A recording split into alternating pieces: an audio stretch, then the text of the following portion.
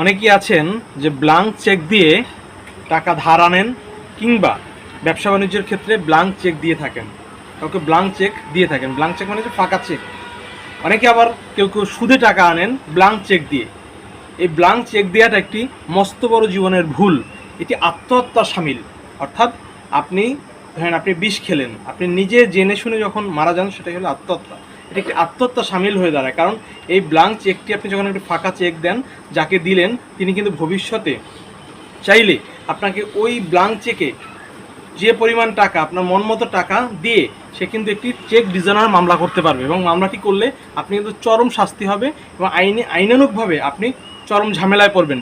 পরবর্তীতে এমনও হতে পারে যে আপনি সেই ঋণের বোঝা বইতে না পেরে, বা সেই মামলার বোঝা বইতে না পেরে নিজে সুইসাইড করলেন। অনেকে কিন্তু এমনটা করে থাকে। সো সাবধান, কেউ কখনোই কোনো ক্ষেত্রে ব্ল্যাঙ্ক চেক দিবেন না।